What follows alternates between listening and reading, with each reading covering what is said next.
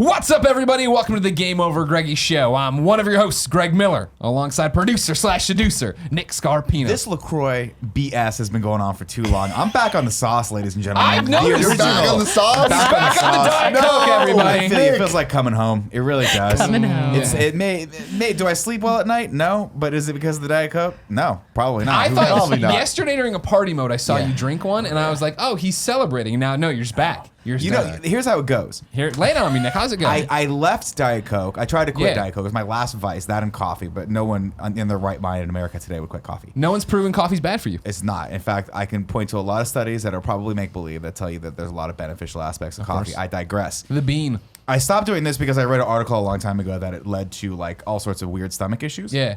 So 3 months in, I'm like, I'm just gonna reward myself with one, just see if the taste is still there.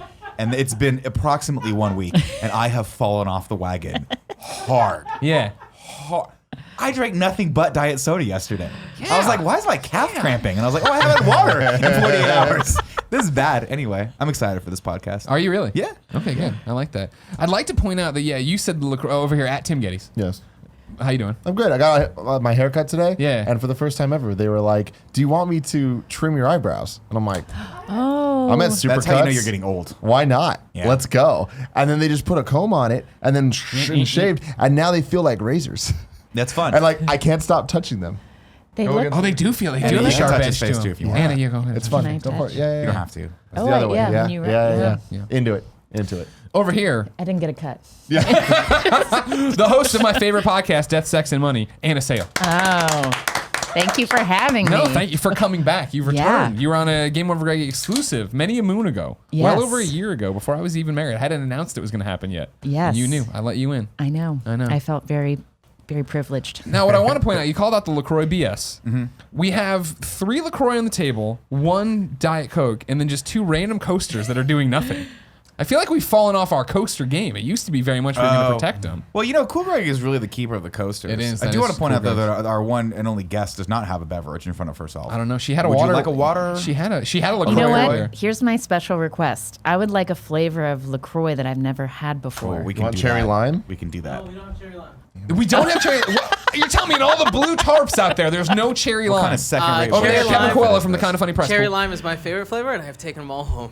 I feel Really? Yeah. You, Monster. Yeah, they're great. I just ran out. I respect that. you took them all home. That's the I'm one I not want to sharing try. these. That's the one I want. I want to try one. Bring it home. Bring me one tomorrow. Here's what we can do though. We can have Cool Greg grab you as many flavors as we have access to, and you can choose. Oh. Was that Cool something you were Greg! interested in? Miller, I you feel were- like Cool Yeah. Greg should I just make finished an them. executive decision. No, he can't do that. You don't No, know. no, you don't know Cool Greg Cool Greg. will buckle under the pressure of that. He doesn't want to do it. Here, so what have you tried? LaCroix Lime wise? and pamplemousse are my favorite. Okay. But I'd like to try a flavor Here's what I we need haven't. you to do, Cool Greg. We need you to go into the fridge and every single different flavor of cold LaCroix that's in there, we need one of each. Yeah, we're gonna do a sampling. Thank you, A smattering thank you, of Cool LaCroix. Greg. Thank you very much for being on top of that. Go ahead. Is the are those paper towels still down there? Gosh, your hands I are know cold. we don't I'm have hot. enough It's great. coasters. You got. Yeah, fine. they're We way- have they're plenty. way We at the have back. Stack of coasters over there. All right. I got them all multicolored. Anna, I fill was air, really I'm into going felt coasters for a while. Thanks, boss. Now, is this to blow your nose? Kinda. There's a toilet paper roll in there that I might like be these. They're softer. more Oh, robust. look at all these. They're more robust. Thank you. No They're problem. for the Get it. different Get it there. shows. Yeah. Every show has its own color. Oh, so we're cross branding here. Yeah. It's just all over the place. Yeah. Crazy. You know, we're just letting our hair down because apparently we just don't even use them anymore. I don't care about them. Why don't you care? Like, I don't Because, understand. You're the one who wants it's always fashion over function. Isn't yeah. this the fashion of the shows to have coasters? And that's why they're on They the desk match still. your shirt. I know. A lot of things are matchy here. Yeah. No, I just don't care about them. Because the problem is I usually have too many drinks for the color coordination. Yeah. Now, was that the coasters problem, or was that a you problem? I think it's the problem of the people that decide to think it's funny to throw the coasters at other people. Okay, which now when I've you say seen people, you all mean of me. No, I Sir. mean literally everyone but me. The people. Sir, There you go. Perfect. Now me I too. say this. I Yeah, will. me I will too. back Tim up on this. Yesterday, Kevin doing an excellent job setting up that incredibly complex Let's Play. Yeah. Did I think, hey, no way this is going to work? Yes. Did it work? Mystically surprised by that. All right, here's what we got. All right, what do we we got Thank the taste test. So we you. have a kiwi sandia, Kiwi sandia. kiwi watermelon, These are all for her. Put tangerine, them all in front of her. She gets the Tangerine. and pampabaya, apple cranberry. There's a lot of things Oh. going on there. Cool Greg's still going. Cool Greg's got them in his pockets too. Okay, fine. So then you got a pear and you got a pamplemousse. Yeah. And Peach then- pear. Peach pear. Look My at bad. this. I'll just Good job, Cool Greg. yeah. Thank you. Wow, wow, that's Awesome. An orange, Thank classic you. orange. Okay. Now, wow. I will. I'm gonna do a little spoiler here for you. they're all still going to just taste like carbonated water. That's not true. So With a little treat. well, A little different treat. I always say the LaCroix Have you ever had one, Nick? Multiple. Have you? I I've just- never seen you have one. I don't trust that it's happened. I discovered the LaCroix before you. So. I know. And specifically the coconut LaCroix, which I was like, I tried to get into it, Oh. but I just can't for whatever reason. And it's potentially because I smoked too many cigarettes in my lifetime, and my sense of smell and taste are completely off. Yeah. But for whatever reason, they just smell like coconut, but it doesn't taste like anything. So Yeah, like that's the whole whatever thing. the essence is hits my nose, but not my. Yeah. I don't like that. Well, there are so many great tweets about it, right? Where it's like drinking a LaCroix is like drinking carbonated water with someone cutting fruit in the other room. I've seen that one. No, totally. Exactly what it is. What was the one about a condom? It's like drinking carbonated water, It's but like drinking Sprite through a condom. So funny. That's really good. Oh, So what that are you makes going me with? want What to did you drink pick? the. What did you pick? I picked apple cranberry to start. Apple cranberry to start. All That's, right. I like how Go you ahead. yeah. Hit it. See what you think. Hit Because it. you're taking some of this home, obviously. Oh. No, throw it out. We got No. more. We got so That's many like more. when Tall cans are you weird. show your mom like macaroni art, and they're like, "Oh, I'm not gonna put this one in the fridge, Yeah. but I'm gonna One more. raspberry, Yeah, cran this one raspberry. belongs in a Raspberry. special place. Yeah, the yeah. trash Yeah. can. I don't want like the excitement, the newness of it to wear off. Right, right. So I I'm wanna gonna put see it it once a away. year. I only Once bring a it year out we every see so that. often. Yeah. Yeah, exactly. That's why we all Exactly. have this expectation of ourselves. It's not true. All right. Ladies and gentlemen, this is Ben. If you didn't know, this is the Game Over Greggy show each and every week. 4, sometimes 5 best friends gather on this table, each bringing a random topic of discussion for your amusement. If you like that, head over to patreon.com/kindafunny, where you can get each and every episode early. How early, Nick? You could be watching that right now. That's right. For just $1, you can watch us record the shows live. But if you don't want to give us that $1, you can give us more bucks and watch them on demand later. Get pre and post shows. Get cool shout outs on the show. Like all of these Patreon supporters, Kevin. And of course, Patreon producer Tom Bach. But if you have no bucks to toss our way, no big deal. You can head over to youtube.com/kindafunny, where the whole show goes up as one big topic in MP3 the following Friday. That's right. You get 1 week of exclusivity when you're watching it somewhere else. Heck yeah, you do. Now, I have a question for you. I touched this shirt earlier. Is it a new one? It feels this party mode shirt feels very soft. No, no. No, it's Okay. pretty old, actually. You've just been taking care of it. I like that. Well, I don't traditionally dry the shirts. Oh, you hang them? I'll usually wash them on cold and hang to retain the color. Sure. But that Interesting. usually leads to a less soft shirt. Yeah. So I'm surprised that you touched it and thought it was soft. Yeah. It's possible that I've been drying this by accident and this whole time have not known. Yeah? It's also possible that I poured detergent directly on it, and that's where this nice little pink stripe's coming from. I was told by I was doing laundry the other day, and my wife saw me do that, and she was like, "You're probably not supposed to do that for colored shirts." I'm like, "Why not?" She's like, "Look at all These like streakies. the Jackson Pollock The shirts bleaches, that you have yeah. now." Yeah, it's pretty bad. But When you caught the shingles, and I walked around here disinfecting Talk everything, about death. I ruined that. I ruined that Portillo shirt because I'm sorry. I had to use bleach on everything. yeah, I caught shingles. I got a That's case of bad. shingles the other day. Didn't know what it was though. The other day. Well, like 3 months ago. You're How fine. long did your shingles last? A while. yeah, they. They lasted. You three, had 'em? 3 You've weeks. had I've a not, but I've You known fought the people. beast I've known as known shingles. people who've had shingles. But prior to having them diagnosed, I'm sorry, real quick too. Were they all north of 65, 70? They were older. Yeah. All right, Just life. throwing it out there. Bogey. It was a big risk. I remember for my grandmother when I had chicken pox. They were worried about shingles getting to her. Anyway, no, prior to it being diagnosed, I didn't know what it was, and I thought it was a staph infection because I wrestle, I do Brazilian jiu-jitsu, and there's a lot of infections going on the mat Yeah. because it's just people rolling around. So I called him and I was like, "Look, I don't know what it is. They think it might be a staph infection. It's knowing me and my luck, probably MRSA. It's gonna go straight in my brain and kill me.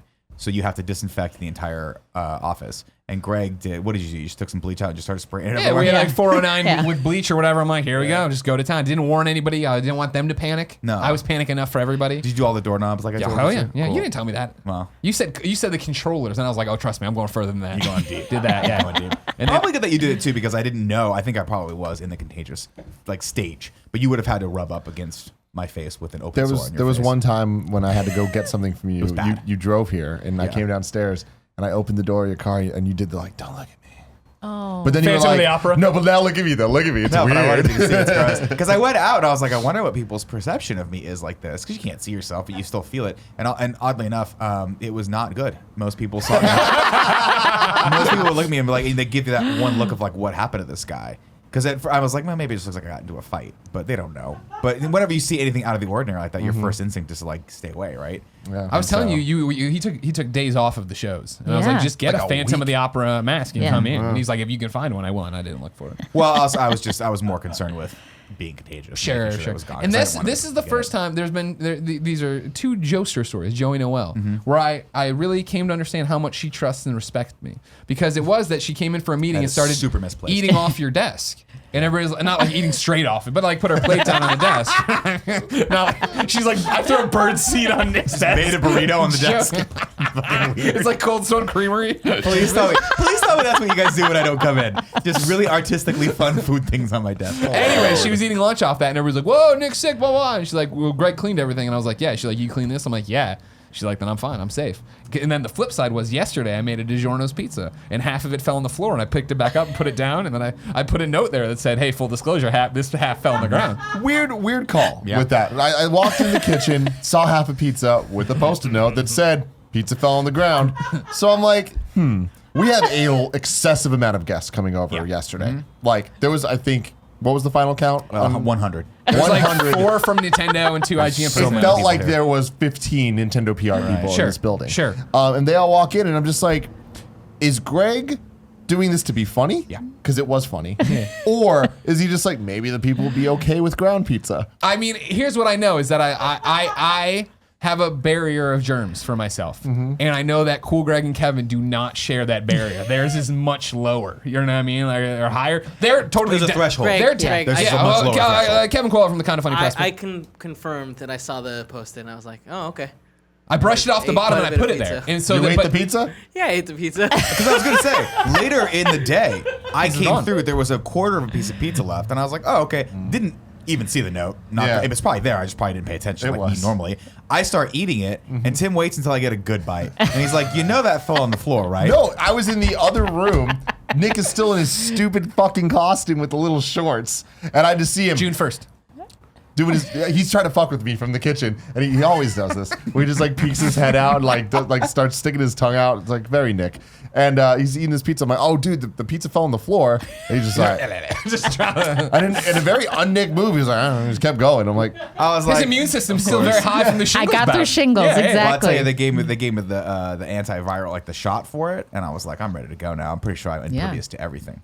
Everything. Got to get that second shot though. Apparently there's 2, so maybe I should go back. Anyway, so I did that, and I was explaining out there that, and Joey's like, I'm hungry. I'm put like, a well, there's reminder on the pizza in calendar to there. do that real There's quick. pizza in there. And she's like, well, yeah, didn't you say you dropped it on the floor? I'm like, yeah, I dropped it on the floor. And she goes, well, would you eat it? And I went, no. And she's like, well, then I'm not going to eat it either. I'm like, oh, there you go. Joey respects my decisions that have led to this company and floor pizza. Yeah. First off, this episode of the Game Over Greggy Show is brought to you by Omaha Steaks and Stamps.com, but I'll tell you about that later. Anna? Yes, You're back. sir. I am. And you approached me this time. You said, did. hey, I want to come back on the show because I want to talk about men. I want to talk to men about something. And you said you guys are the men. I know show. men. You Yeah. guys. Yeah. You must have misled her. You have shingles. She knew. I beat shingles. Exactly. first There off. you go. Yeah. That's me. Because there are people who have probably died from shingles, and I'm just letting you know right now, Yeah. I'm a virile Many human being. grandparents have died from shingles. That is a true thing. The second I knew it was shingles too, I was like, God damn it. The jokes about my age are never going to stop now. Because first thing you Google, small children and super old people get shingles. No one and in now between just ever a gets picture shingles. of you is just going to be in there. Like the Scarpino case. If you're Of course, I got fucking shingles, some sort of weird old person disease of yore. Anna, you host this podcast, Death, Sex, and Money. I do. I tell everybody they should go listen to it. This episode is titled Death, Sex, and Money because we're going to talk about your Oh, man exciting. issue and then Okay, talk about my death, man sex, and money issue, and yeah. stuff. Oh, man issue. What's Okay. your issue with the men? What's wrong? Okay, it's not that what's Where wrong. do we begin? Here's what I'm working on in the show. So I'm a woman. I come from a family of 5 daughters. Wow. Okay. And the rest of my team, for the most part, there's one man that works on the show, but the rest of us are women. But it has seemed like in this moment in America and sort of in the world and Western civilization, kind of a combination of things are sort of shaking up expectations of how men are supposed to behave and what's appropriate and what like a good man does and is. So we're doing this project where we are asking men about manhood and how they define what a good man is in this moment. and who their models are. Gotcha. Because my sense is if I were, as a woman, like I was born in 1980 after the women's movement, I feel like I've kind of always been surrounded by this conversation about like, here's how womanhood is changing. Here's like the different ways to be a woman. And I feel like men have not had that sort of Sure. impetus to have a conversation about being a good man and manhood. So I want to know Very. how you think about masculinity and Sure. manhood. It's still rough, I think. And Jen and I appreciate the country music. And so I listen. I also appreciate Good, country music. Okay, good. Yeah. You never know where you're starting from. So like I walk in, I say, "Hey Alexa, play music." She puts on country, obviously, and shout out to everybody's Alexa I just turned on. Always my favorite thing They to all do. hate you. Alexa, order tampons. People love that joke too.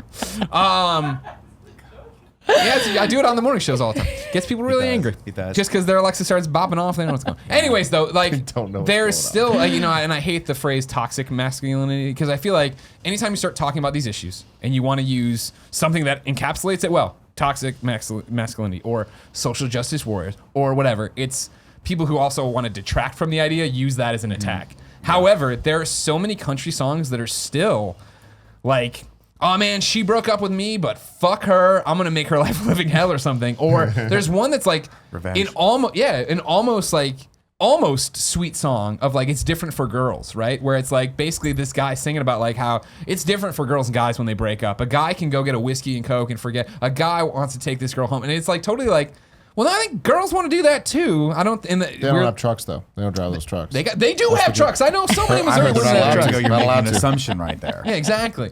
But when we were listening to that, when that one came on last night and Jen and I just started talking about it, she's like, well, yeah, that's a big problem about it. But like also, what a horrible message to be sending to men listening to this song. Because it is very much like where are your emotions, right? You're going to mask them or do this. And it's not okay still to cry. And it's not okay to be vulnerable. Yeah, I think it's weird for like I think I get the sense that there's a large portion of the male community out there who's just waiting for it all to blow over, right? And then I think there are people who you have to come to the realization that we're in yet another progressive moment, like we've had so many before in the history of our country, and that this is something that is going to continue to evolve. And so I think there is a natural defense mechanism for a lot of people in general that when someone says, "Hey, you might be doing something wrong," your first instinct is to always go find something wrong with what they said, push back, push back, push back. Yeah. Well, not a lot of people are talking about this is what you should do. Like it's when you hear the term masculinity right now, Right. there's not a lot of times it's used in positive framing. Sure. And I feel like why not? Like what parts of masculinity are sort of like things that are positive? How do we talk about that? But see, for me, I think it boils down to like I think the same traits that would make you a good person would make you a good guy. Namely, if someone says, if a huge amount of people are saying, "Hey, we're noticing a trend that's a problem here, right? We're noticing that a lot of people are being physically, mentally abused in a place like Hollywood, and that's coming from a specific type of people, right? And you happen to maybe be reflected in that type of people, not necessarily in your actions, but just as far as your gender or your ethnicity. I think you kind of owe it to yourself. And my example of what I would like people to do is just listen to that, incorporate that feedback, maybe recognize that there might be a natural defense mechanism. You saying, "Wait a minute, I'm not like that, so let's shut this thing down because I don't want this coming to me. I don't do those things." But understanding that just because you don't doesn't mean that there aren't other people out there, and that maybe you need to just like be listening and be a part of maybe the solution to that. You know, not necessarily that you can do anything, but I think there's a lot. You know, I also was born in the 1980s. I was born in 1980, actually. Me so too. shout out. What month? September. Oh, January. Sorry. All right, you're a little older. Well, there it is. A little older. I was gonna say, a little older, far less wise. Let's You put it that seem way. so much younger than him, though. Well, You know what I mean? it's the shingles. It's Shingles. Let me tell you guys, when you get the shingles, it ages you. But it's been interesting because you look at the idea of what a man was supposed to be from the 80s, right? Look at all the examples of what a man's supposed to be in the 80s. Action movies. Arnold Schwarzenegger. Andrew McCarthy Schwarzenegger. in Pretty in Okay, Pink. nobody wanted to be Andrew McCarthy. Maybe because he ended up. Everybody wanted to be Ducky, right? No, nobody wanted to be Ducky. Everyone, I don't care what you guys say. I always wanted to just be James Spader because he always seemed like he had his shit together. He was the asshole and he was the villain, but at least he was like rich and like he probably had a better future. I didn't side with Ducky. Let's just put it that way. Nobody sided with Okay, Ducky. okay. Andrew McCarthy, of course, was the great guy to be. But I mean, you look at your examples of like, okay, who are your icons culturally from the 80s? And obviously, I grew up in the 80s. I mean, it's all like Jean-Claude Van Damme, Steven Spielberg, guys that punched and shot first, didn't ask a whole lot of questions later. And I think that forms a lot of people's opinion of how they see the world. And it wasn't until really you get a little older, and obviously I've been married for a while, so I've seen a lot of the world through my wife's perspective, and that's broadened my horizons a lot. That when you go in and see a movie, like I always point to the latest Bond movie. And Bond is always the guy that can walk into a room within 5 seconds, a girl wants to have sex with him. And when I was a kid, I was like, that's really cool. I want that. I want to have that sort of effect on people. Power. I want Yeah. them to be so attracted to me that they just have to throw themselves at me. And this is why you joined the marching band, right? That's exactly why I chose theater, marching band, and choir in high school. But I stand by the fact that you can make out with lots of people if you go. My marching band. You people knew have a what lot was of up. fun. There was Come a on, lot son. of hooking up that happens We in had the bands. flag team and the drill team, and we were together in close quarters. I'm not going to get into that. But I watched the latest Bond film, and I'm like, wow, this doesn't work anymore. He comes in and he starts talking to Monica Bellucci, and within 5 seconds they're making out and having sex. But it just does not. It sticks out like a sore thumb as this old school example of what a man's supposed to be. And I honestly think that's one of the reasons why that series is not finding its footing anymore. It's an archaic sort of example of what that hero should be anymore. Like, that was Ian Fleming's way of writing like every quote unquote man from the 60s, like what an idyllic version of themselves supposed to be. And that person is a jet setter, not stuck to anyone, can have sex with whomever they please, has infinite funds from a government, can kill whomever they want, can do whatever violence they want, and there's no repercussions, and they are the hero. But it's just that's not accurate. That's not real life. So I don't know. So who's like the model seducer now that feels real? Oh God. It's like impossible to answer that question. Oh God, you just said. Yes. No, I honestly think, I look at it through my wife's perspective, right? And I look at the men that she responds to, and I think those are guys that have a natural sex appeal because they're good looking, but also are seemingly have good careers because they're talented, but also treat their significant others well. When she sees a picture of like a Chris Hemsworth and he's carrying his little baby and his wife's next to him, that helps me form a different perspective on him. I look at him, I'm like, this dude's Thor. I want to be Thor. I want those abs. I want that thing where they take the shirt and the V, and everyone, even myself. Thrust bucket, I believe you called it once. I do call it that. I didn't want you to paint You don't have that to clean it picture in up front of because me, Anna but has that's a real okay. career and a real podcast. Thrust bucket. I'm gonna use that in the show somehow. Slide it in. Everybody's like, wait, what? Growing up 10 years after you, so 1989, I feel like things Ghostbusters have been very different. Like, it's still not good. But I grew up like very differently than what you're saying about like it's not cool to cry. I feel like from a very young age, it's like feel your feelings. And like, especially growing up in San Francisco, and I understand I have a different experience than many other people out there. But in San Francisco, it was very much like men are supposed to cry. Men are supposed to be able to be emotional and communicate and be honest and have these like feelings and also be able to express them. And I also feel like with the rise of talking, you have James Bond, right? I had Justin Timberlake. You know what I mean? But it's like with the rise of like the boy bands and stuff like that, and then like really That's a great point. Turn into like metrosexuality That's a becoming great the point. norm. I remember It was cool to be metro. It is cool to be Again, metro. I want to just give Hold a on. shout out to New Kids on the Block. They No, were the stick OG. with me, because Okay. I remember that being a thing in grade school that we, as the boys, had to hate New Kids on the Block because it was not cool. That was a girl thing to like. Yeah. They were like, same thing with like Menudo. Like, you know what I mean? That was a girl thing to like. You couldn't do that. And I do remember when Backstreet and 98 Degrees and NSYNC happened, it was this weird thing of my generation, I think, immediately being dismissive of it until somebody was like, no, we're allowed to like that now, kind of thing. I'm like, oh, okay. This song is good. Yeah, exactly. Who Dance doesn't is like slap. You know, is a slap. it's funny to think that too, because I think back to, I obviously love Justin Timberlake and NSYNC, but there was a moment where I was like, I have to pretend like I like this ironically. Otherwise, You've talked about that, yeah. Yeah. Otherwise, like it's a joke, and then it becomes there's that one time when you play it one more time where all your friends are like, this isn't a joke anymore. We all just like this, and we're just cool with it. Yeah, right? yeah, We're all yeah. cool with it. All right, good. Yeah. But we I like mean, I music. feel like no matter how old you are, no matter what generation, there's a couple years around like it's middle school. It's really middle school or into high school even, where no matter what is cool, people are gonna make fun of you for it. And it's like, I remember there's a time like growing up with Pokemon, loving Pokemon, it hit a certain point where it's like, it's not cool to like Pokemon. But meanwhile, I'm like, I'm always gonna like I'm it. and it took a couple years till I realized everyone else around me also did. Yeah. And then we were like, I remember it was like in 8th grade when Ruby and Sapphire came out, and we're all just like, pulling out a Game Boys. I'm like, what were we doing the last couple of years? Like trying to act way cooler than we are. So stupid. What are we trying to prove? Yeah, I mean, the question I have is who propagates these sort of like ideals, right? Is it guys doing it to other guys, or is it guys thinking that that's what women's perception of them is supposed to be? And this is the thing I struggle with, because I mean, obviously that's a very broad question.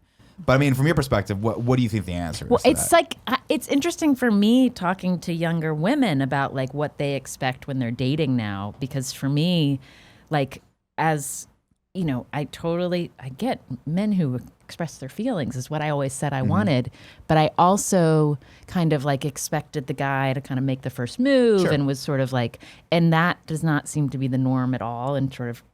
Well, now people communicate, from my understanding, directly just through phone. They yes. don't even talk to through each other my before having understanding, sex. this is how the kids do that's things. a way better idea. I just want everyone to know, way more streamlined.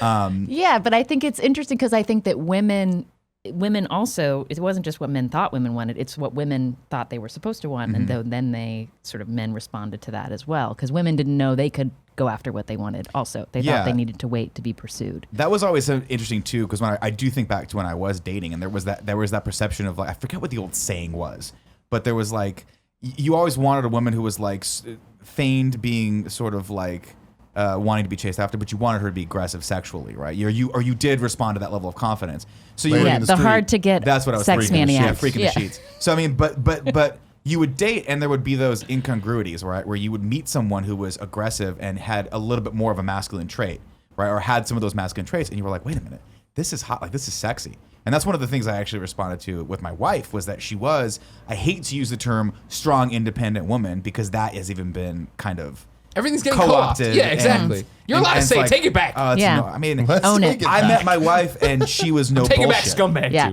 too. And I was blown away by how attractive that was to me. I was like, whoa, this woman, like, she's not taking my normal line of shit. Like I'm throwing my game out, and she's like just batting it away like it's nothing. And there's something cool to that. And that ended up being the person that I chose to spend my life with, which tells me a lot. See, I don't know. No, I mean, that was the same Interesting. thing, right, with my wife. Like, she is the one who pursued, and I ignored the first two, like, hails. I totally ignored as just her but for me, it was that we were in the same industry. And it was that, she was on, or is now again, but at the time was on, AAA publisher. Like, people talk to you all the time. And the last thing in the world I ever wanted or want to do is misread that kind of signal. Yeah. Where it's like, oh, hey, you're flirting with me. Nope, I'm doing my job. Oh, crap, sorry. Now I look like a moron, and you're never going to work with us got again. You're cleansed. always going to think I'm stupid, right? Yeah, you get cleansed. You know what I mean? Not that I would have been that aggressive.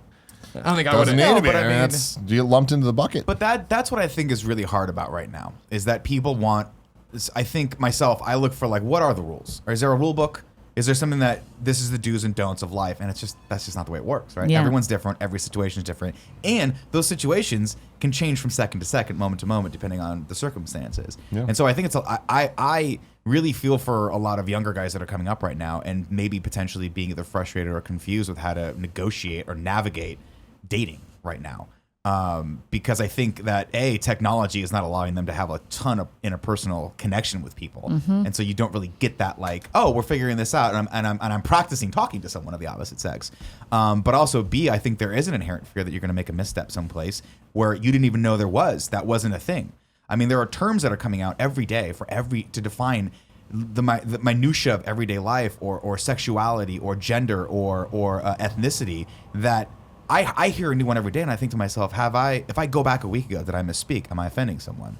So I can't even imagine what that looks like if you're in high school or college or high school where you're living your entire life online, and you have to paint this picture of yourself. Yep. See, I disagree. I'm on the other side of that, where I feel like the cell phones and the constant texting, the Snapchat and all that stuff makes it easier for people to communicate. And because of that, like, people are paying attention to having these conversations openly. But you don't It's get not tone like or this- subtext in those things, But- right? but I think I it's mean- easier for people to purposely misconstrue those. I mean, I guess, but no matter what, you can go back in history, and it'd be different pros and cons for each various form of communication. But what I'm saying is, like, having Facebook, for example, like articles about Aziz Ansari, right? That sparks like a conversation, and like people are having the conversation when they weren't before, and it's like at the point where it's like, yeah, every week something new is happening. But I feel like it's never been easier for guys to know the rules if they just pay attention a little bit. If they just read and look into That's a great things, point. like they should know, like, hey, Like, it's not a thing of like, am I not allowed to do this? It's assume you're not allowed to do anything. Right. Until you know you are. You know, until you have a conversation, understand where you stand in that whole. Well, I just feel like it's such a different thing of the way it's getting expressed. I mean, and not even just this podcast, right? The fact that this conversation's happening and there's so many people watching or listening, and then it's happening on different forums and all stuff. And there was one that I thought encapsulated real well. I couldn't find it in time, sadly. But on Reddit recently, I was, scrolling through, and there was one like, what is something everybody should know about dating, or this stuff. And there was one in there, and it was an aunt talking about her nephew. And it was a story of, my nephew just got turned down by the girl he asked out or whatever. And she said, you know what you need to do now, right? And he goes, yeah, everybody tells me, keep trying. And she's like, no, stop. It's over. And the kid was like taken aback by that and like hurt. But it's like, wow, what great advice. You know what I mean? I think about me in junior high and this girl I had a huge crush on and asked out 4 different times, right? Hoping that every few months the answer would change. No, I was a creep. Stop. What are you doing? It's over. Like, move on. Like, somebody should have stopped me and been like, I understand where you're at and I understand the feelings you're feeling. That's not going to happen. You know what I mean? Like, you can't do that. You can't chase that. But nobody did, and it was totally normal. And I'm sure it was uncomfortable for that girl. And I was like, oh, man. I feel like this is where a lot of media comes in, right? Because talking about the 80s movies. Oh, right? yeah. What was this? Always pursue. Yeah. And then what happens at the end? He gets her. Yeah. Right? Yeah. And I've talked about this at length with a number of people, but I always find it fascinating that, like, how much movies shape our reality, right? And how much media is responsible for shaping reality and vice versa. I like, for instance, the idea that any major problem in your life can be solved in under 2 hours is ridiculous, right?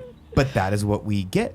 And you would be remiss if you didn't think on some level that was shaping your subconscious of how you view things and how you attack problems. For the longest time, I had an issue with that where I would hold myself back because I would think, well, I would want to do the one thing that was going to catapult me to the next level, right? But that's not reality. Reality is it's a little grind over and over again, baby steps, everything you want to do toward achieving a goal, whatever that goal might be. I've gone off on a tangent there a little bit. I'll bring it back around, but something you're saying right here reminds me of a conversation me, you, and Gio were having 2 months ago or so about the movie Trainwreck with Amy Schumer. Amy Schumer. That's an interesting example, by the way. But I did not realize that there was a lot of negativity surrounding that movie. And that's the thing is, like, I feel like that's such a perfect example of this conversation we're having where I feel like a lot of guys would look at that movie and be like, oh yeah, like, look, it's a strong, independent woman, and like she has the story and she's allowed to be sexual and all this stuff. But then Gia's like, fuck no, that movie sucked ass. Like, the end of the story is she needed a man to fix her problems. She needed to not be a train wreck. She needed to stop going out and partying. She needed to stop. It's like, but see, that's interesting. And again, how we view media, depending on what our circumstances are, that's not how I saw that. What I saw that was it was less about gender and more about age. I saw it as a person who was leaving their 20s and needed to grow up. Yeah. Right. And I see that because I used to be that person and now I'm 38. And I look back on those days and I go, ugh. Like, the thought of going out right now and getting blasted. What is that? How does that resonate with you? Makes me tired. No, it's not gonna happen, right? There's Netflix to be watched. And so that's how I saw that. But it's interesting that Gia came in because she is, not that she's getting blotted every night, but she is like late 20s. And the idea of going out and having those nights is still enticing to her. And so I think she viewed that for, like, she was like, there's nothing wrong with that. Let's go over here. What's going on with her needing a doctor to make her happy? Yeah. It was just fascinating. That was an interesting conversation. Okay, so I have a question for you as someone who was raised woke in San Francisco. That is and has good been way to put it. Feeling his feelings since birth. Yes. So, like, what have you learned about, like, what's the way that you communicate when you're interested in someone? Like, how do you say words? Do you, like, just put it out there, or do you, like, what does that communication it's look definitely like? been a learning process in my life. I made a lot of mistakes, and I feel like that's this whole thing is like going back and looking back, like, oh, I would have changed so many things, and things that were okay then are not okay now, or whatever. And like, I used to be a big grand gesture guy, and it's like I quickly learned. Not quickly learned. It's not the right way. To put it. Over this course of 10 years, maybe. Over the course of 10 years, I learned, I'm like, this is not the right way to handle this. And it's like eventually it hit a point with the invention of AOL Instant Messenger, kind of priming me and teaching me how to communicate with people and like how we communicate in this day and age. How to say a scary thing and not having to do it face to face. Exactly. Yeah. But even then, I really feel like the art of the text message. It's about conversation. Like, every relationship I've been in the last, like, my adult life has started. I mean, it started with text. It started with meeting people, whatever. But like, it became a relationship because we just enjoy talking to each other. And it usually starts with text. Then I like phone calls. I know you don't like phone calls. Hate phone calls. Yeah, I like calling them as much as possible. I love phone But no, That's like, old school. that's the thing is like then it hits a point where it goes from text to phone calls, and we talk all the time, and then it's a lot of talking, a lot of communication. I still love phone calls, by the way. I call my wife every chance I get just to let her know what's going on, and boy, she doesn't care. She does not. She cares in so much. It's like it's great that you're alive, but you don't have to call me when you're on the way home from work every day. She's like, I'm going to see you in 10 minutes. You could have just not done this. Sometimes I'll call her, and I think it's hilarious to walk in while I'm still on the phone with her. She does not think that's funny. She's like, "Stop! You're just wasting minutes." I'm like, "It's unlimited. Who cares?" I was going But to say, you're still on a minute plan? The big thing with the texting and stuff is I feel that you shouldn't play games. It shouldn't be a wait 3 days to text.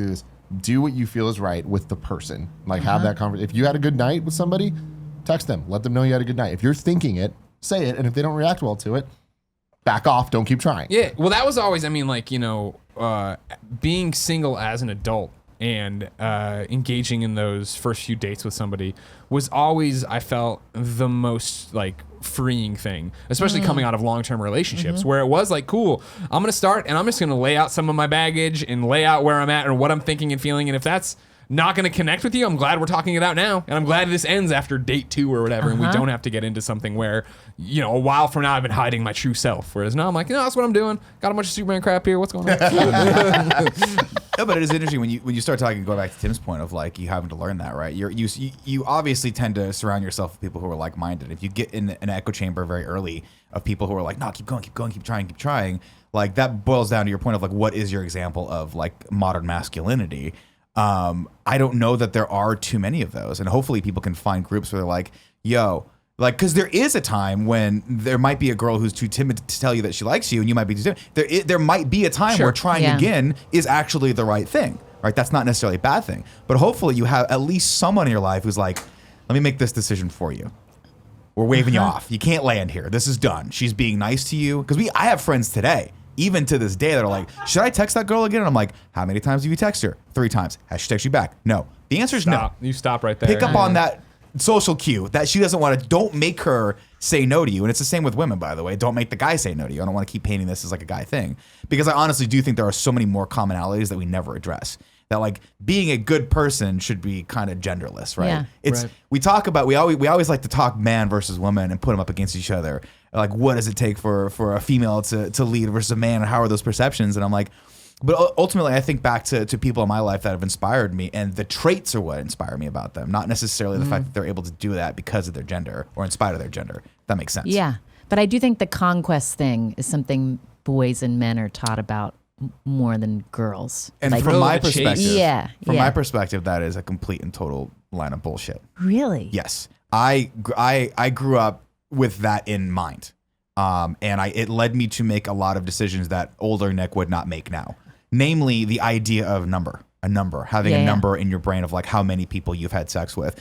I put a large value in. I had a lot of importance that I was like, I have to, not as a competitive thing. And when I met my wife, it wasn't like we were comparing numbers or anything like that. But there was some part of me that was like, as a single guy, you're supposed to be doing this stuff.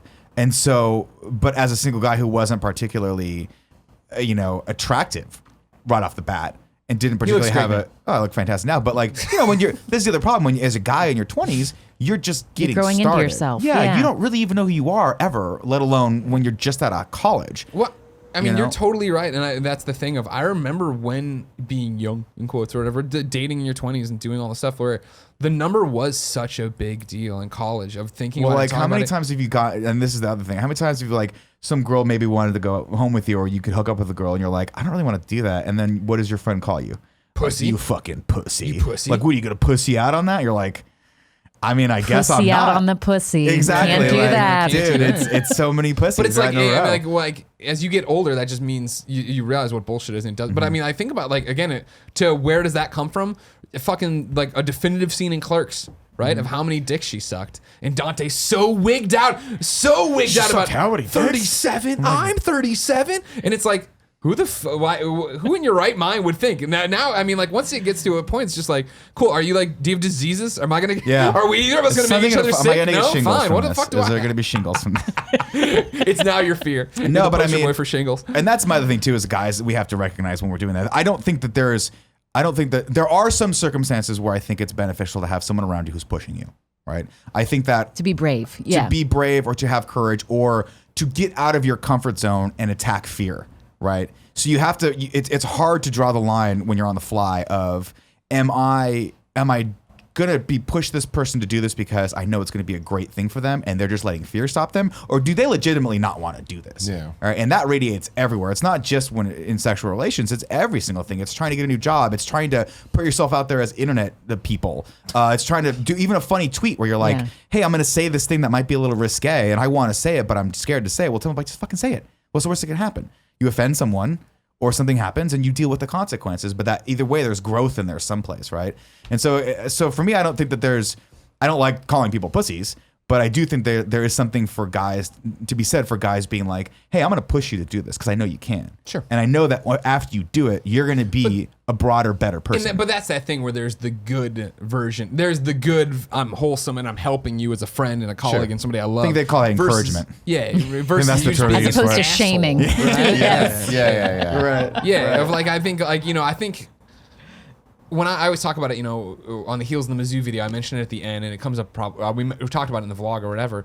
But just the fact of like going to Mizzou, right, going from the suburbs of Chicago to the middle of Missouri, and being around a bunch of country people, I think it could have easily. You'd have the perception, just hearing that on paper, that it would be more small-minded, or it would make me more harsh, right? But like I look back at who I was coming into Mizzou, and like I was such an asshole. I was such a kid, like, I mean, I always talk about with Poe, right? Everybody's heard about Poe, my best friend. I know you know him well.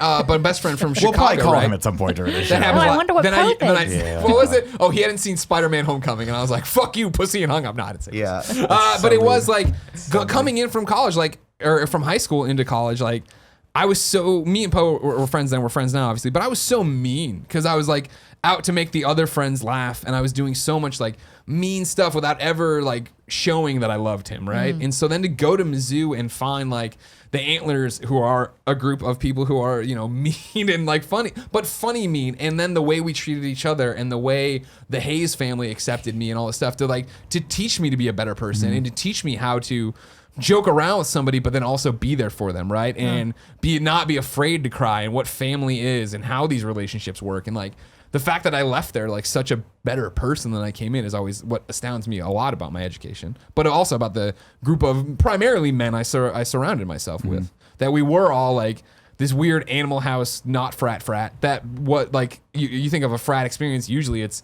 hazing and bleach and fucking pounding on each other, where this was like real, like, hey, we're gonna do this cool thing. Do you want to come, person who knows no one, and we're gonna hang out and we're gonna do this, and we have all these friends, and here's another group, and here's how we interact with girls and stuff. And sure, there's college guy stuff in there. We'll take that girl home, whatever. But like that's just people being people and growing up the same way I did. Yeah, IGN was my experience for that. Sure. And this conversation's interesting because I do feel like with Nick as kind of my like Papa Obi-Wan. Bird. I don't know, my Obi-Wan in a lot of ways. I feel like I met you like right. I first got to know you when you were engaged to Danielle, and so I was kind of there through the whole experience. You getting married and all that stuff.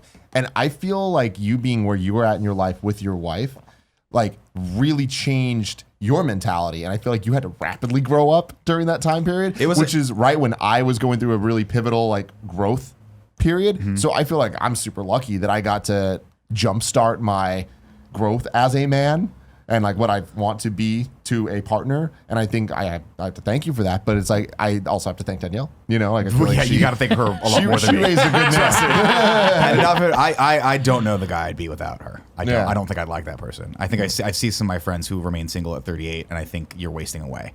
Like you've wasted 10 years of potential of growth with someone else.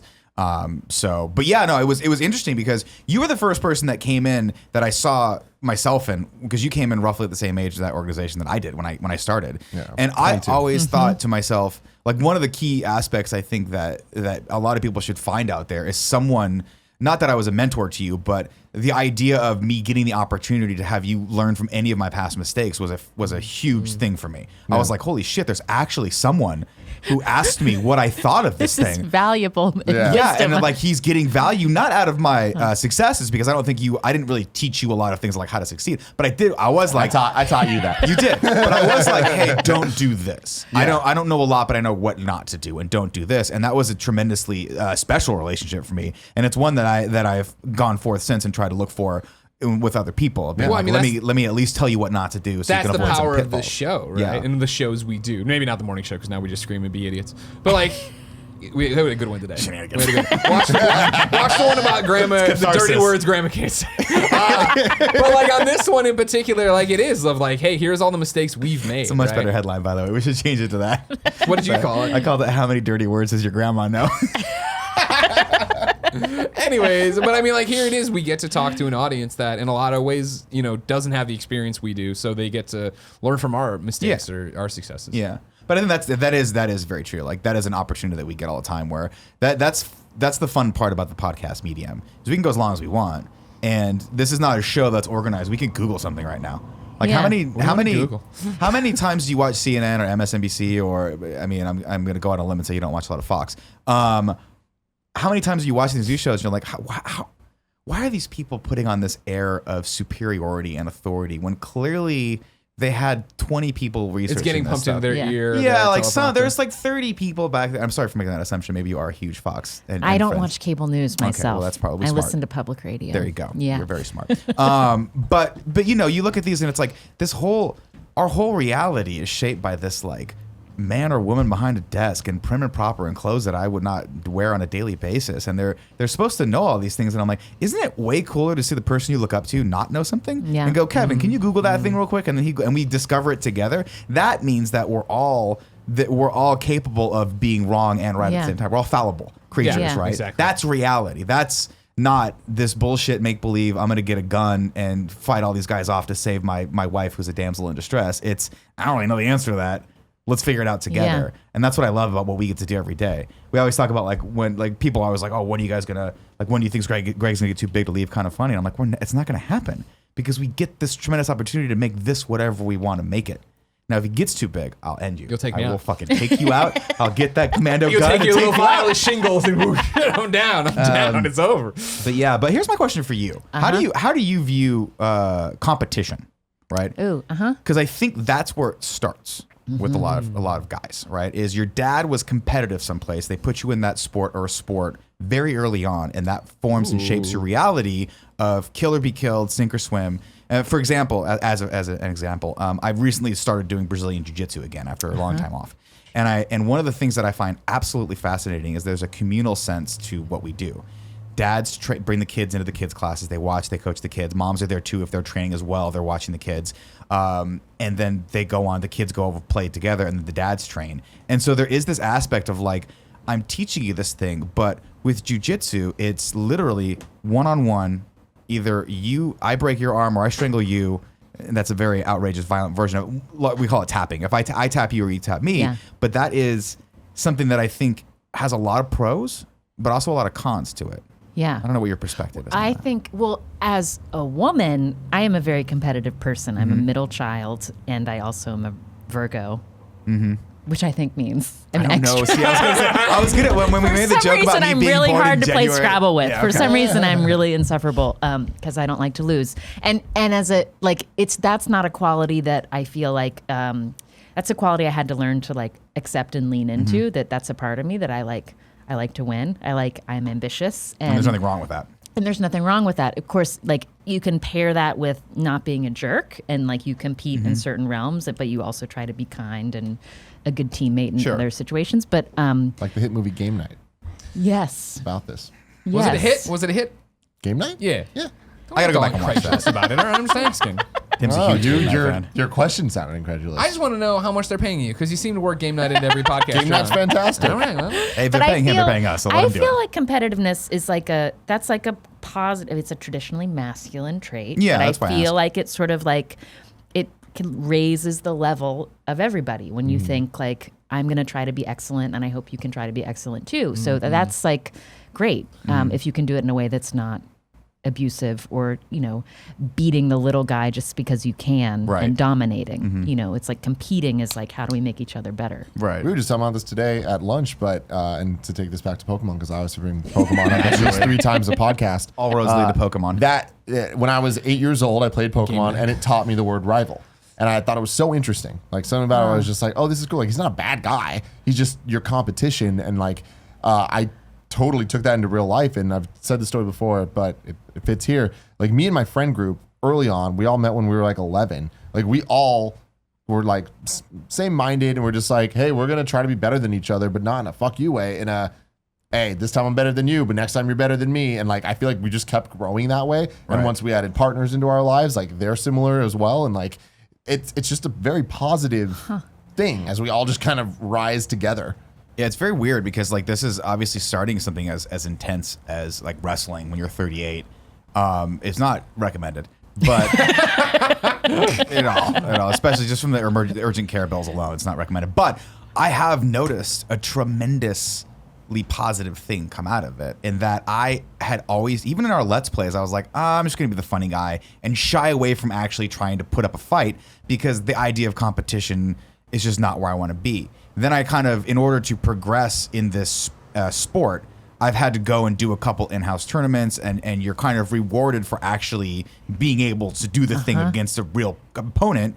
And from that, just the level of my ability to deal with anxiety has increased so much. Confidence. And it's made me, it's confidence, but it's also the knowledge of like, unless it's a cataclysmic thing, you're going to be okay. Even if you lose, you're going to be okay. There's going to be another day. Yeah.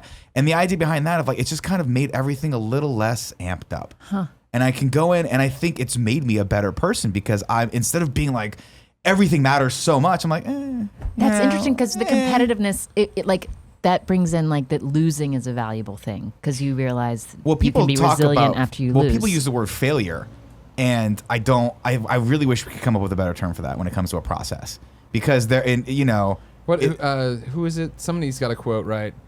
That I never failed. Those are just the times I didn't succeed. Yeah, I didn't succeed. Yeah. And I love that because with a sport like jiu-jitsu, or even even so far as like I've also been doing stand-up comedy, which by the way, remind me about that because you were talking about the idea of giving each other shit, and it is on a different level when you're around comics, because they're not only giving you shit because they think that's what they're supposed to do, but they're doing it because for so many different unique reasons. Yeah. And it's fascinating and horrifying all at the same time. It's scary. It's very scary, but it's also fascinating because it's part of the process, right? It's testing people's limits and their boundaries. And that's kind of the power of stand-up comedy, is you're supposed to actually be able to do that. So I'm torn on it. Or on one, I've never been the kind of person who likes to give people shit, even though I sometimes I do. Mostly Kevin. You agree with that, Kevin? I only give Kevin shit when Kevin gives me shit. No. It's still negative. No, Kevin, when we... That's a lie. No. He's playing it up for you because you're here.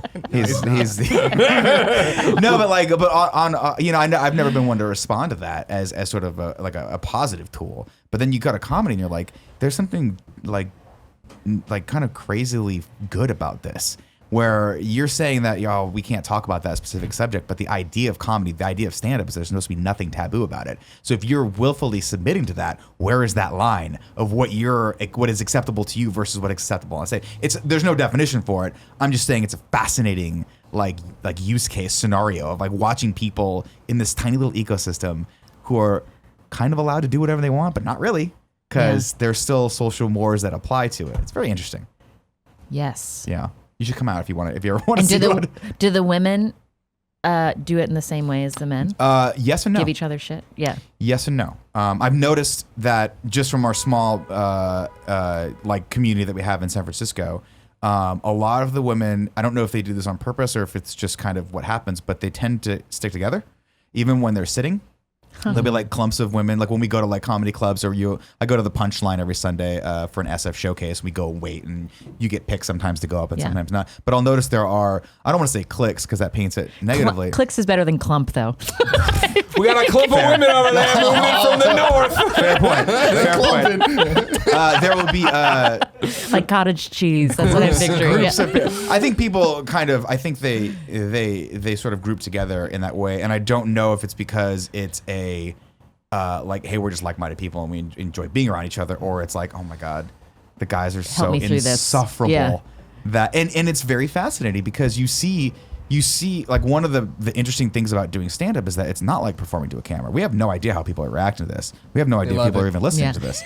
I mean, I'm going to go out and say this is one of our best episodes yet, but we don't know, right? But with stand-up, if I make a joke about my wife that paints females in a bad light, I can literally look at your eyes and see how you react to that. And I'll see that. And I'll see some women, and maybe, again, I'm bringing this, I don't know what people are thinking, but I'm just picking up on people's, nonverbal communication. But I'll look and I'll see a little bit of an eye roll sometimes of like, fuck, this guy is just going to say another joke about a pussy, and that's what it's going to fucking be. Here's a question I have for You you. know? Do you And then sometimes people just laugh. do you find, and this is totally, I think, our own mindsets, where we're from, what we were raised with. Do you find the female comics to be more shocking, more shock value at times? I know this is a broad Sure, stroke, we're but from painting what broad you've strokes, seen, sure. from what you've seen in your open mic careers. I think that there is some people think, and I'm starting to, I see the perspective that being outrageous in any Yeah. way you can is a good way to get notoriety.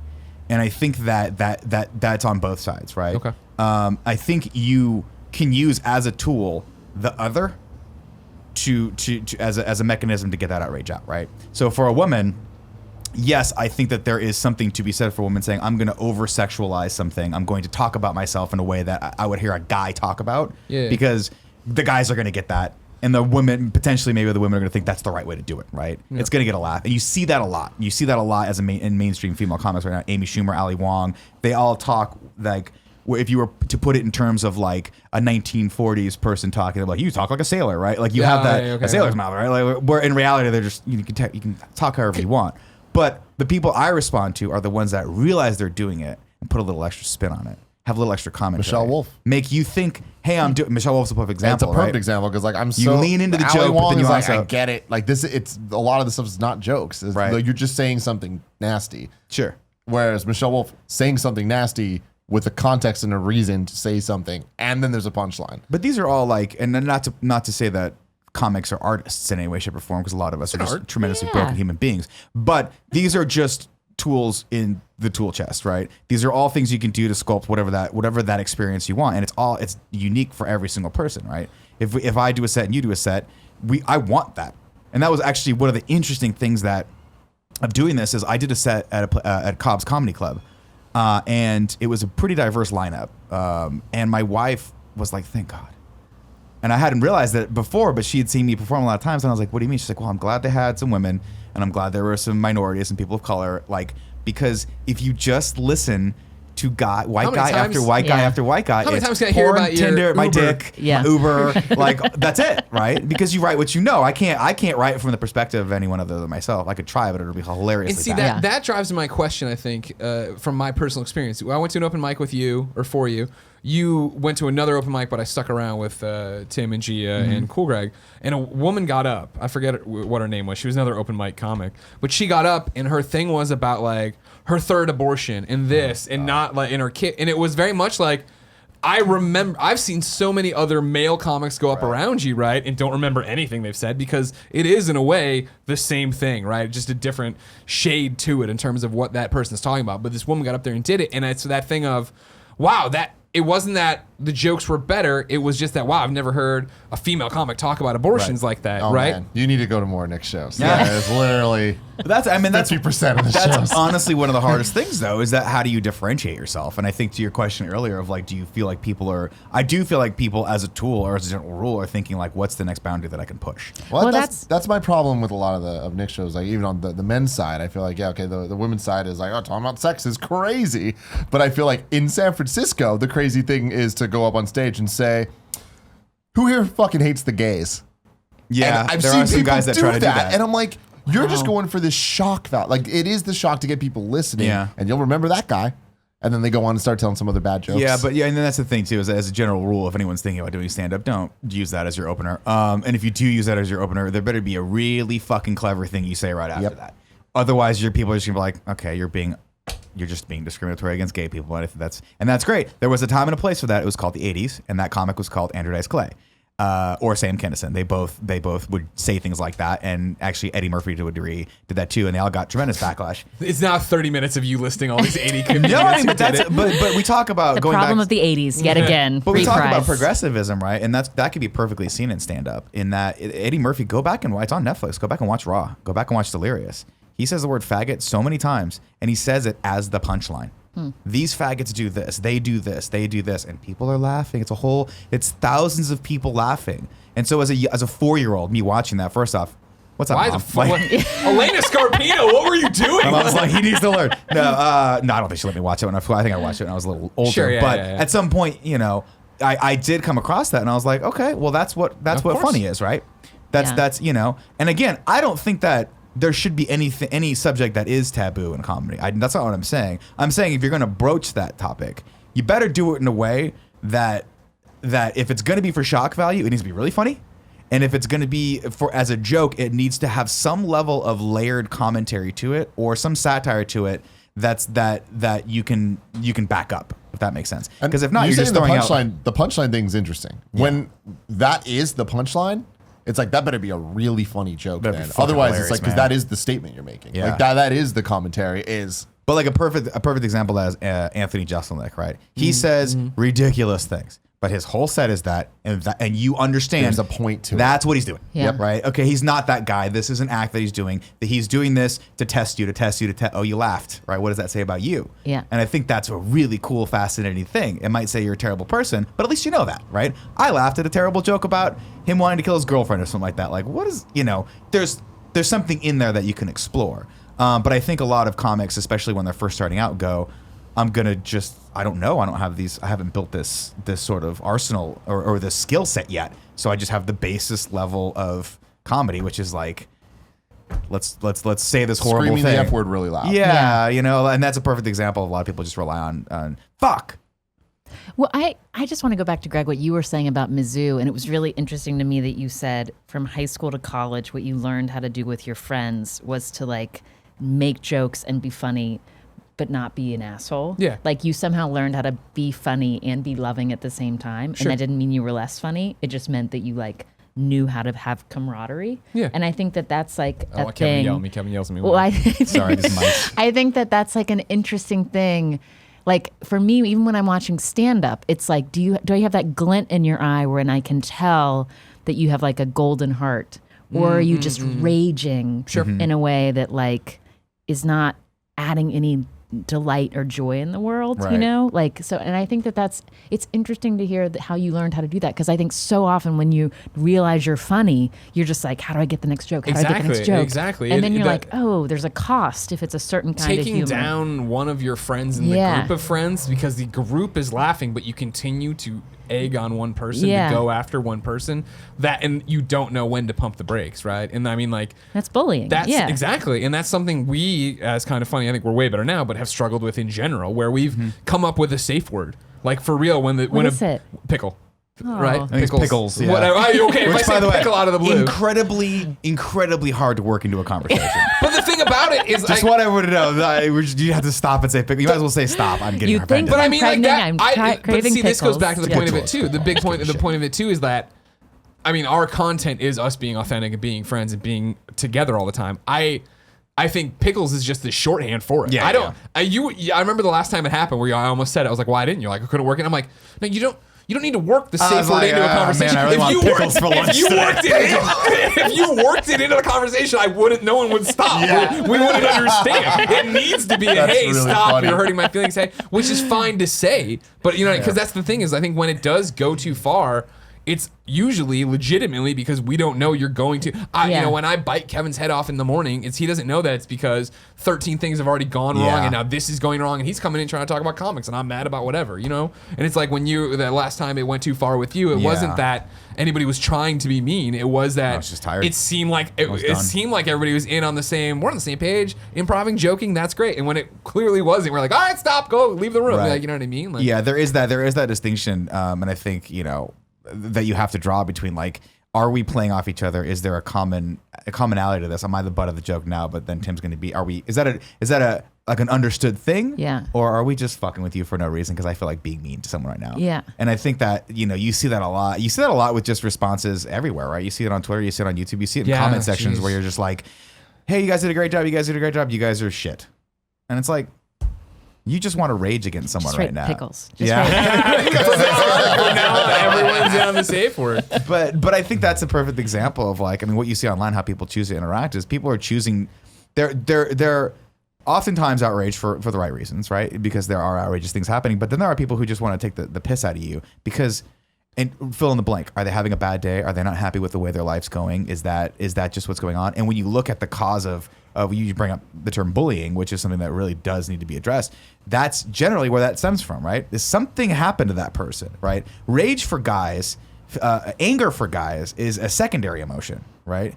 Anger usually is what we use to mask fear or insecurity on some level, right? Like, and then we always talk about that. When I get really mad, I've built these tools now, thanks largely to my wife, where I think to myself, like, what is it that's at the root of this? Oh, you know what? I'm just kind of scared about the tournament I have on Saturday, or I'm overworked because I'm overwhelmed and I don't know how to express that. So I'm going to express that by bending the world to my will, which never goes the way I want it to go, ever. It never works that way. And so I think just that realization of like, that was someone told me that a long time ago. They were talking about fear and how guys react and why they react to that. And that was very eye-opening for me, where I was like, I should learn to express myself, or not even express myself, just recognize what's happening in my own head before it comes out of my mouth. That's a very hard thing to do, and it takes a lot of trying. And I get it wrong sometimes, but it's important. No, I get it wrong all the time too. Yeah. And that's the thing that I think, has been interesting with Jen and being married and having her around all the time is the fact of I'm feeling something and I don't fully understand it. Why not just express that to her? You know what I mean? Rather than sit on it and like let it go quiet, go angry, go whatever, while I try to figure it out on my own, which then reads to her that I'm mad at her, upset with her about something she did, which is never the case. Why not express like, hey, full stop on what we're doing. We're having a normal conversation about something else. This is what's happening inside of me right now, and I need to talk to you about that. And that's new for me in a relationship, right? But I mean, I think it's just because of this is what we signed up for, right? I mean, there's so many examples of that. But the first time I did that Cobb show, right, it was tremendously. The big one where we all went. Right? Yeah, okay. This was a big deal for me as a comic to be able to perform at a big club like that, right? And it was a great show, great lineup. I was super nervous about it, and I didn't realize how wound up I was until I asked my wife. I asked my wife if I looked okay with my pant cuff folded over my boot. You wear a boot, and as a Eugene, you fold up. And she was like, "No, I don't really like that." And I snapped at her. I was like, why do you have to phrase it like that? And what the fuck do you not know? And the next words out of my mouth were, do you not know how much pressure I'm under right now? Which I was like, oh, fuck. Like, of course. I'm like, I'm buckling under this, and I'm just looking for a scapegoat of someone to just scream at for a second for that quick flash of catharsis, and then I can go about my day. And my wife did not respond well to that. She was like, I am not having that. You cannot, like, she's like, don't fucking ask me if you don't want the opinion. And then I cooled down. And I was like, I'm sorry. I think I'm just really wound up for this. She's like, I know you are, but like, come on, you can't act like that. And so I think that's a thing too that I think we have to all wrap our heads around is that the thing I find fascinating is guys like, just bring it back to your original topic of like men in Hollywood and things like that. You look at a guy like Louis C.K., right, who went out there and did horrible things. And the question is, and this is more probably a question for the group, is like, how is there a way to come back from that? Is there a legitimate way where you can admit that you've done something wrong and have people forgive you and still move forward as a public figure? Or is it just burn him to the ground, he's done, we got to go on?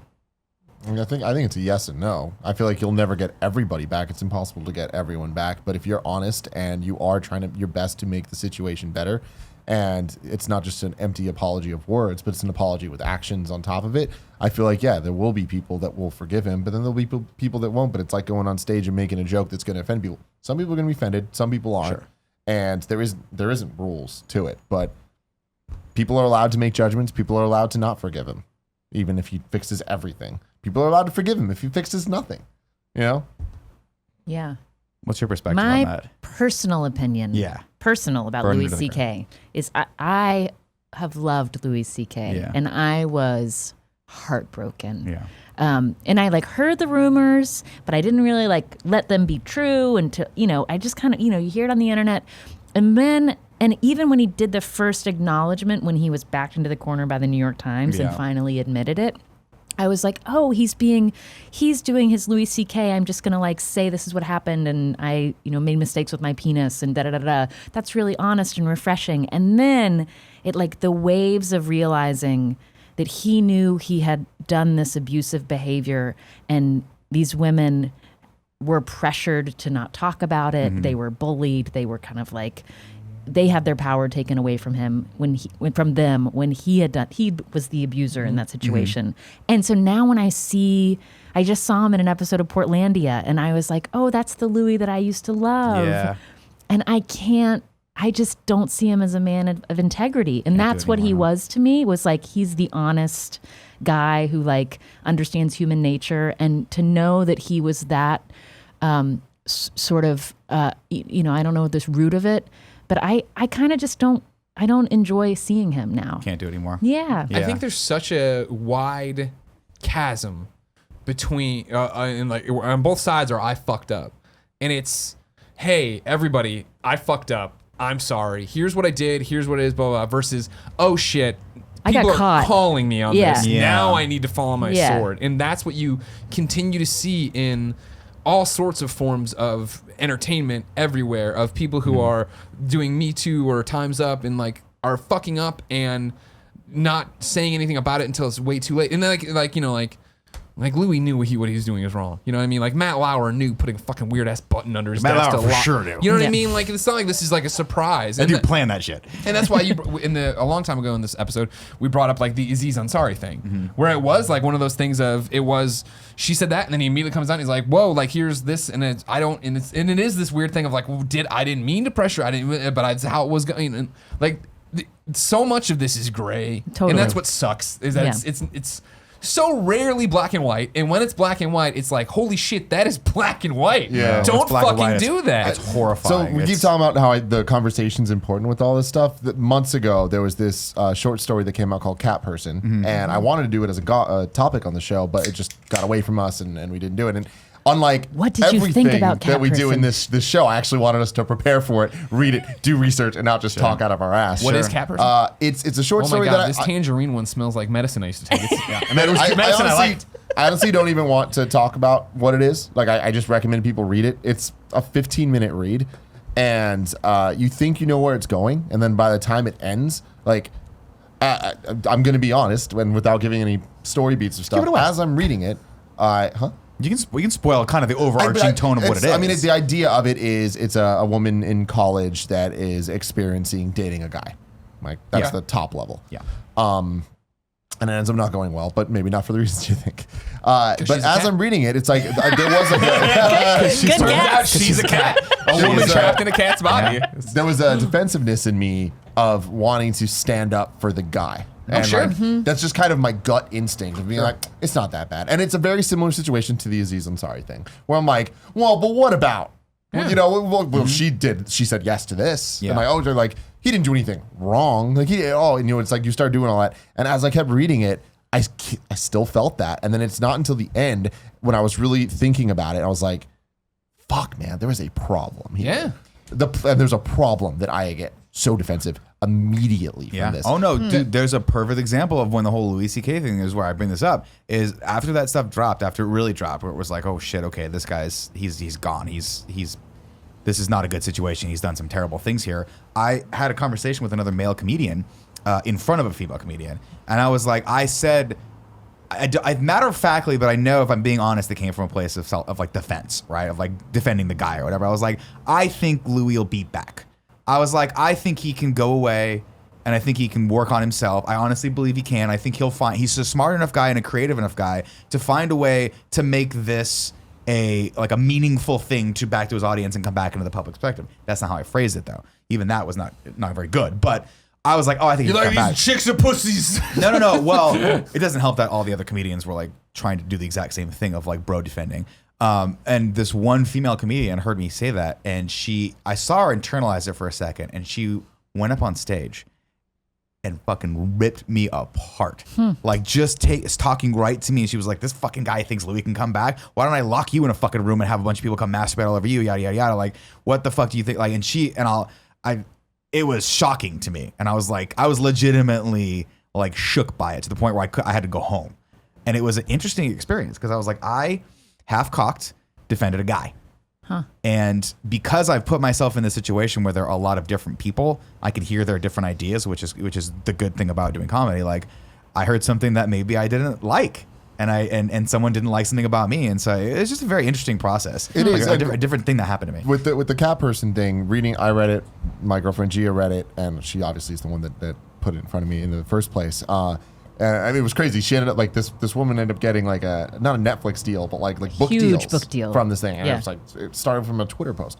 But we both read it, and we've had at least 10 different conversations about it. We've had like at least 5 conversations about it. Yeah. But within those 10 conversations, I swear every single time we talk about it, I'm fighting for a different side. And it's just like, because I do, like, it is the, like, is he wrong? Is he right? Whatever. And it's just like, I think there's just such value in that of just understanding that there is such nuance to the whole thing. Yeah. And for you to bring up Louis and him coming back and for someone to get mad at you for that, it's like, is that worth getting mad at? Well, but I think I can't talk for everyone or speak to everyone, but I think I like to try and make order out of the chaos of the world. But I think oftentimes that might not be the best way to do it. I think where the real growth is in that chaos, is in that gray area where you're fighting each other's ideals or trying to figure out what someone else's perspective is. I think my first instinct is to say, like, there's so much crazy shit happening in the world that I don't understand, that like I just need this one thing to be the way I think it's supposed to be. Well, I want to go back to cat person, because I think what the main cat person breakdown is, it's not like, did the guy do the right or wrong thing, because it was an interaction.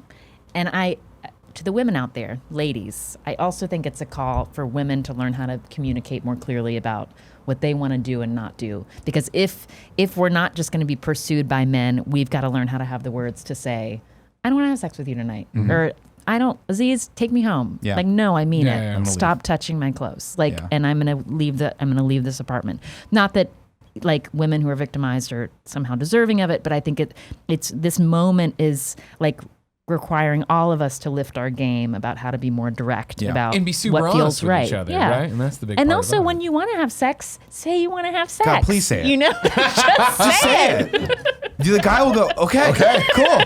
Like 9 out of 10 times. It's easy. But that's very true. And that's the thing too, is like, I think that I don't like the current climate that I feel like people are being pit against each other, because I feel like there are so many different traits that are supposed to be quote unquote male and quote unquote female that we should both have. If I think of my ideal human being, it's a person who is confident, who goes after what they want, but is also compassionate and is also funny and is also kind and is also willing to sacrifice for the goodness of their family, but also fight for their family. And whatever you just visualize in your brain, male or female, doesn't matter. And so I think that's the power. I think we're going to look back on this, at least my hope is 20 years from now, and be like, damn, like we made some fucking awesome people out of that. Some people were, we shed some light on some hideous fucking monsters, but in doing so, real good came out of it. And we have affected some sort of real social change. I think it's a generational thing, and we'll get so. back to that after I tell you about our sponsors. First up, Omaha Steaks. I've talked about Omaha Steaks before, but they put in here, you know what's coming up? Father's Day.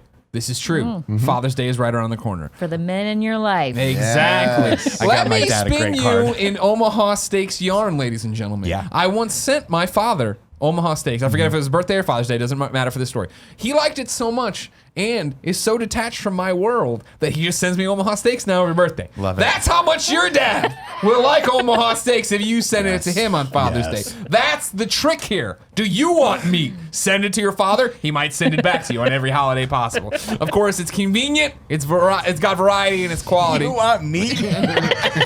Just play the game and get it back. Right now, Omaha Steaks is giving a limited time offer to my listeners for Father's Day at 78% off. This really is an amazing deal. That's a good Go to deal. omahasteaks.com, type Greggy in the search bar, and you can get this Omaha Steaks Father's Day package, which includes 2 tender filet mignons, 2 beefy top sirloins, meat eaters. 4 chicken fried steaks, 2 boneless pork chops, 4 all beef Omaha steak burgers, 4 jumbo franks, 12 ounces of all beef meatballs, 1 pound of steakhouse fries, 4 caramel apple tartlets, 1 Omaha steak seasoning packet, plus you get 4 more grill ready Omaha steak burgers free with purchase. Again, this is a limited time package for just $49.99 when you go to omahasteaks.com/ That is a type Greggy. good deal. I'm not lying. If whole lot. I'm lying, I'm dying. I would like a Father's Day gift of I'll Omaha send you steak. one. Here's We'll the send thing. you one. Hold on one second. Do your Father's Day package. Don't wait. Offer ends soon. Omahasteaks.com. Type Greggy in the search bar. There you go. Again, what I always point out in these ads, Anna, is no one's checking if it's for your dad. Just mail yourself the steaks. Yeah. I don't know how these people think who they fooling. They don't know who you send it to. Just send it to yourself. I will also gladly act as your father if you want to send me some steaks. Speaking of sending things, Gregway, our next sponsor is Stamps.com. These days, you can get practically everything on demand, like your podcast. Listen whenever you want, whenever it's convenient for you. So why are you still making trips to the post office to mail letters, packages? You can get postage on demand with Stamps.com. With Stamps.com, you can access all the amazing services of the post office, which we love, right from your desk, 24/7 when it's convenient for you. Print and buy official U.S. postage on any letter, any package, using your own computer and printer. The mail carrier picks it up. You just click print, mail, and you're done. It could not be easier. As you know, we've been talking about this for a while. Stamps.com, that's how we're going to mail out stuff from now on. We should get that. Yes. Yeah. Yes. Yeah. It's easy. It's I right know, here. I know. Right now, we can use this special offer. If we can do it and we're lazy, anyone can do it. Exactly. Yeah. Right now, use Greggy for this special offer. It includes up to $55 free postage, a digital scale, and a 4-week trial. Don't wait. Don't wait. I forgot that T there. I just said don't wait. That happens all the time. But you have to weigh things with the scale, so it kind of works. Well, that's good. Go to Stamps.com before you do anything else. Click on the radio microphone at the top of the homepage and type in Greggy. That's Stamps.com. Enter Greggy. Joester! Joey! She left a long time ago. Joey Noel! She's got her headphones on because we. No, she watches it on a Hey, delay. Here she is. Well, I can hear you through the wall. Take this, go to my desk, get my wallet, get the business card, and sign us up for Stamps.com. Please, thank you very much. Thank you, Joey. When you're what done she with that, does. could you please ask Cool Greg what he's listening to? I want to know. Cool. What do you mean? I don't know. Did you walk by and he's listening? to No, I have no idea, but I know he's listening to something. Maybe Oh, he's not. okay. It's That's either just way. my It's school going to day. be a fun story when she comes back. Early on, you asked who I thought embodied masculinity in 2018. Oh, yeah. And who I think is a male role model. I'm going to stick with it. And you know where I'm going, obviously. Oh, of course I do. But I'm not going to do it for the reasons I think a lot of people would. I'm going to say The Rock. And I don't say The Rock because he's obviously gorgeous and built and awesome. I mean, not gorgeous and built. It's because he's awesome. And I feel that The Rock is setting such an interesting and real standard for it, right? Where it is, his Instagram is ads and deals and him working out, of course, but then there are so many heartfelt things that I think we take for granted that our businesses of being authentic and me talking about cancer or my divorce or this struggle or that struggle, him coming out and talking about his struggles coming up and being poor and being a bad person and how he's grown into a better person and what his mom means and when he did cry and the birth of his daughters and the photos of them and saving his, like the crazy things The Rock gets into of saving his dog from the water and one still dies and all those horrible things, but it's also good and it's also, he's what we're talking about, right? Of here are all my successes and here are all my failures, and I'm putting them together to show you not only what a man should be, can be, not only what a well-rounded man should be, but also like I think, hey, I am this buff, strong dude. I am this guy who works out all the time, but I can also be soft and sensitive and funny. Hey, I am, he's black and Samoan, right? I think so, Somebody help me yeah. out on that one? Yeah, right, because it's Rocky Johnson and his mom. Yeah, okay, I got that right. Like, hey, you know what I mean? I can be this in a culture that, like, for a lot of African Americans, don't smile in photos, right? Like, he can still be all these different things. And granted, he can be these things because he's had the life experiences he has. He has been on the world stage for so long and be able to break out of that. But in the same way we share our stupid trials and tribulations of marching band and being an antler and growing up in San Francisco, as hard as it was. And actually, I dialed it back. Growing up with Kevin, as hard as that was. Thank you. Like, he can get out there and share the same things of how hard it was to be poor and how angry he was about it. That's something he talks about all the Yeah. time, right? Is the chip he had on his shoulder and how it made him to do bad decisions. Jumping off of that, I mean, that's obviously a great answer, but John Cena is another one. And I was talking to someone recently, it might have been you, but about how there's a special something about professional wrestlers where they are just the greatest performers because it's like improv, but it's also physical, and it's like there's so much going on, and it never stops. It's not seasonal; it just keeps going. So you're always sharpening your tool set. John Cena recently, him and Nikki Bella. one of the Bellas, Nikki, who had been together forever. They had a breakup, and it was very public, and I didn't know what happened, so I was kind of interested, and it was on the YouTube trending thing. John Cena was on Good Morning America. Or some morning show that wasn't the Kind of Funny morning show. Unfortunately, Not a real morning show. Get on it. Those were two women that have obviously had a rapport with him over the last couple of years, and they've had a ton of interviews. And they were like, "Hey, so we've seen you through so much. Like, let's talk about this. Like, how has it been being single? How has it been dealing with this?" And John motherfucking Cena just sat there and was so real and so open, and he was just like, "I'm not dealing with this well. I love her. I still do love her. I hope that we end up together." I feel like they just want different things. And he's just like, there's all these tabloids of me, pictures of me with people. It's not what you think. I just can't be alone in my house. I need to go out. I need to spend time with people. Big house, by the way. And yeah, and he's Really like, big house. I'm trying different things. I'm trying new things. I'm trying to make new friendships with people in the neighborhood. And it really is just distraction. Like, I love her and I want things to get better. And, she's going through some stuff and I'm helping her. I'm trying my best to help her through it, but give her space. And I'm just like, Wow. this is They're like, that's not a PR answer. That's not what you say on a morning show. Yeah. it was so real. They're like, up next, the weather. Yeah, exactly. Great. And it was very bizarre. And I still don't know exactly what happened with it all. But My question is this, and this is literally based on just a Matt Fowler tweet the other day. Is it real that they broke up? He put out one of those Captain America memes. So it was like, so you got worked by this John Cena Nikki Bella thing, and I was like, there's no way. okay. I mean, the thing is, there is a way. Going back to what I'm saying, they're like the possible. best actors ever because they're really good at this stuff, and all of that could have been fake, but that's reality. That's life. Anything could be freaking fake. But I don't know. It felt super real. Struck you as true. It struck me as Yeah. true, and it showed that he has such a range of emotion, and like. We talk about our emotions all the time on podcasts, but to see him do it on a morning show, Yeah. it's really important. See, I think when I think about role models or people that I still look up to, I don't know that there's any one perfect person for that. Oh, God, no. I think what you do is you pick and choose traits that you find in others that you find cool or good, right? I listen to a ton of podcasts, probably way more than I should. And there's guys like Joe Rogan that I really look up to, but there are certain traits of his that I just don't vibe with, right? He smokes a ton of weed, does a ton of drugs, and that's never really appealed to me. What I do admire about the guy is his work ethic and his open and honestness and his want to discover whatever level of truth or honesty there might be out there in general. And so I really appreciate that. But like the idea of doing a DMT trip with your buddies on the weekend, again, talk about going out drinking. Fuck that. It's not going to happen.